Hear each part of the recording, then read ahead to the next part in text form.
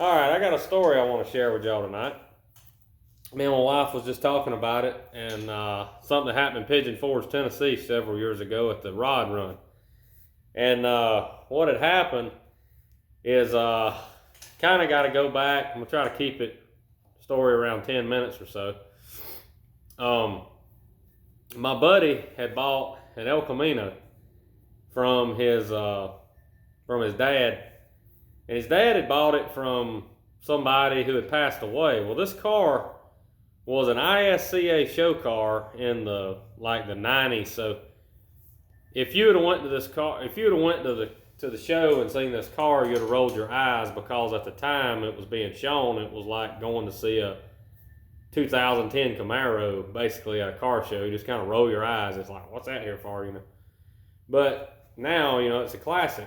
This El Camino. It was an 80s. It had the SS Monte Carlo front end and the bucket seats, the console, the tack dash. It was very nice royal blue, metallic pearl color. The worst thing about the car, somebody had bondoed the hood scoop on, so it was starting to crack.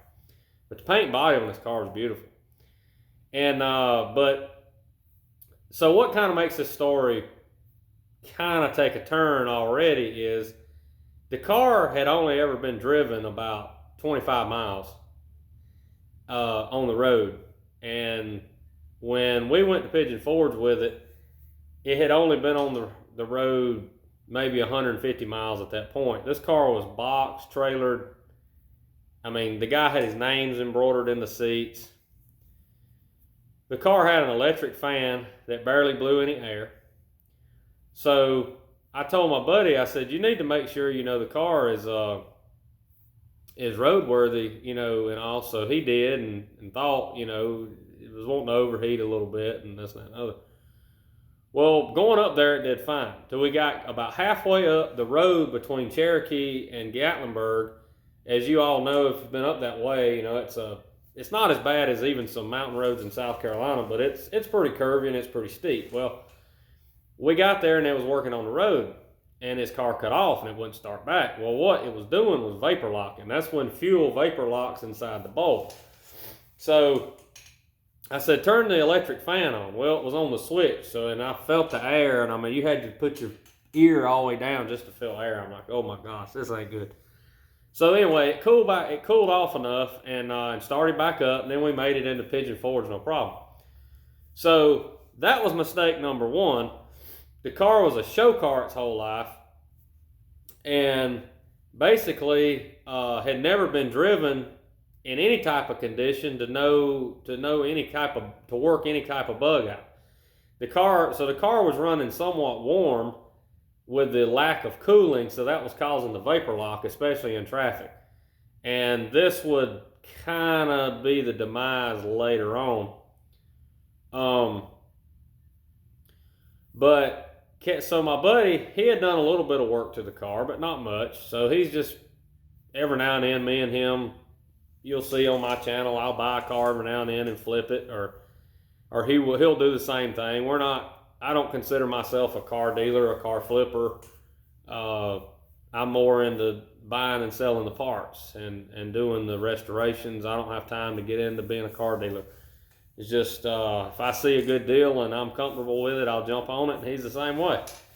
Well, so again, you got to remember, the car, gorgeous car. I mean, just on a Saturday afternoon, you could have this car basically where it would have went anywhere you wanted to do. Just a better fan and a spacer on a car. That's all it needed.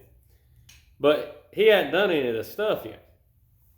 Well, we get to Pigeon Forge, and this is the 2018 fall rod run, I want to say, and he's been my memory is kind of bad, but I'm pretty sure it was the 2018 show. And anyway, 19, it was not 2020. I want to say the 18 show. But and traffic up there is terrible. Well, he's got it parked on the street right there at Pizza Hut. And there's like a little angled spot you can pull right there. It's usually like a car, and then you pull the car in at an angle. So he parks there, and I was in my '57 Chevy, and I parked it up at the aisle. So we just had to scrounge for parking places where we could find them. So I'm like, all right, well, we're out diddly daddling around, and some guy in a motor scooter. And this is kind of where the story takes a turn for the worse and somewhat comical if you wasn't on our end of the deal here. This guy, he couldn't walk. He was in a motor scooter, but they stopped at the El Camino and was talking to Kevin. Well, he was very interested in the car. Well, this is kind of where I'm telling this story for two reasons. Because it's been long enough that I can even laugh about it now. But, because truth be known, I was just as steaming over the situation as my buddy was. And not mad at the fact that, we had wasted 2 hours of our time on our vacation weekend. I was mad for my friend. I mean, I was extremely upset for him. And we're close. He's my best friend. I'm his best friend. We're really close. And I don't know if I showed it that much up there, but I was furious. And I've never seen him mad, but he was very upset with what ended up happening. So they make a deal. They shake hands. And where we're from, even in 2020, if you shake my hand, yes, I don't care about all this nonsense. Yes, if you shake my hand, it's a deal. Plain and simple. On my end of the deal, it's a deal. Unfortunately, for a lot of other people, don't really matter. And this guy's an older guy. This guy was probably in his 50s, maybe 60s. So he's from the era where it definitely should have been a deal. So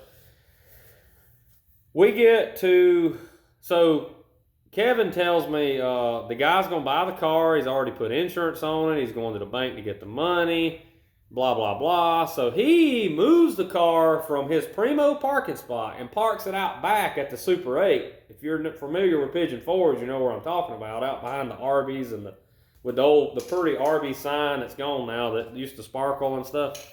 So he parks the car out back so it don't get towed. Or, didn't park it where it would be so obvious so it won't get towed. But, so I'm like, did he give you a deposit? No. I'm like, we shook hands. That's a deal. I'm like, yeah, I think he'll be. And I did. I thought, the guy was. Well, he calls back, like, later and says, and I think we go on to the main car show at the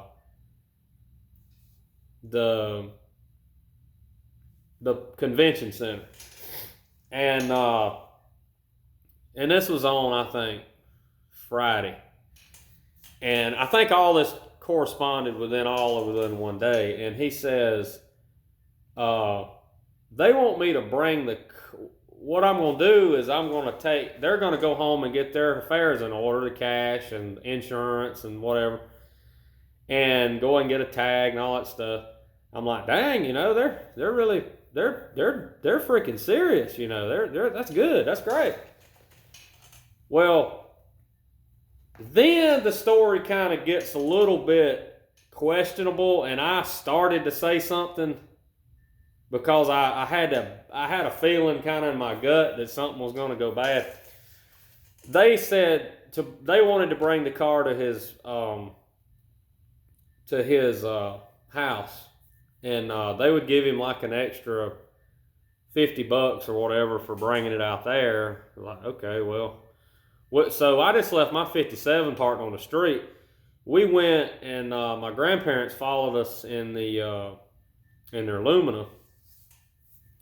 So I rode with Kevin. Well, the car had some traffic going out that way towards Seaverville, and the car vapor locked a couple times. I'm like, man, I said, I hope it don't do this when that guy. I said, you might want to, and he was going to tell him, about the vapor lock issue. And this guy didn't know a whole lot about cars. Well, what was concerning is he wanted his buddies to look at this car. And we get there, and these two characters look like they're just not like typical car people. He said like one of them had a Corvette. Well, a Corvette, like my buddy said, the El Camino's chopped liver, you know. And even the G-bodies are hot right now, and they've been hot for a while. You know, a lot of people just, you know, unless you're a younger person, you don't really appreciate a G-body except for a few. And so I'm like, so anyway, I just didn't say anything. And I wish now, looking back, that I would have said, Kevin, make that guy bring his buddies back to the strip and check it out there. So we get to his house, and he looks the car over, and well, then it gets weird. Like Kevin, for some reason, gets stuck picking up somebody's granddaughter at school. Like the guy that was when they was gonna check, because this guy, like I said, he was in a scooter and supposedly couldn't walk, so he goes and so that he gets in the car with Kevin, and they go get in the school line, and I think he said the car vapor locked one time, but it was like he just kind of cut the switch off, because this guy, he could tell this guy that was riding with him, he's gonna like die. He knew this guy was gonna down this car like bad, so he didn't want anything to go wrong. Well, so they go pick this little girl up at school, which was strange. And I'm like, what'd they do? Use you to come out here to pick somebody up at school? Well, they go, and I mean, this time's just dragging and dragging and dragging. And then, so for a minute I thought, you know, things are gonna kind of go all right. Well, we're standing out there, and this mug comes out of the house and says, well, I appreciate your time and you bringing it out there, but I'm gonna have to pass. Here's $20 for your trouble. And we were like, what? I mean, I had that sinking feeling in my pit of my stomach, that's feeling you just want to float away, like you wish it was a bad dream what's just happened. And my buddy, he was like, what? He said, $20? You done wasted my time and my friend's time and all these people's time, and all you got is $20. I mean, he was livid. And it's one of the few times I've seen my friend get really heated. He had a right to. And like I said, I was just as livid about it. I just didn't show it, but I mean, that guy, he just didn't do it. That was not right. So here we go, get back in the car, and we're just kind of like, we're just still in shock. And we get back out on the road, and of course we run into traffic. And guess what? The car starts vapor locking. Like, to add insult to injury, we're on the side of the road for like 30 minutes waiting on this car to cool off for vapor lock. So we get back on the road, and it breaks down again for vapor lock. I mean, it took us like 2 hours to get from this tire kicker's house back to the old mill. And I mean, it was just one of those moments where you don't really know what to say. It's like, and really, that it's one of those things that happened. It was so bad. This guy screwed Kevin over so bad. And I think he used his disability in that wheelchair, that scooter, to his advantage to screw Kevin over. Because when you see a guy in a wheelchair or a scooter, and he's an older fella, you know, middle age, and he tells you something and he shakes your hand, you expect what he says to be true. So I said all that to say this. Be careful who you deal with. Just because someone appears a certain way doesn't mean they are a certain way. And for gosh sakes, avoid anybody trying to buy a car at Pigeon Forge on a scooter, especially when it's a beautiful El Camino. Hope you enjoyed the story, and we'll see you next time.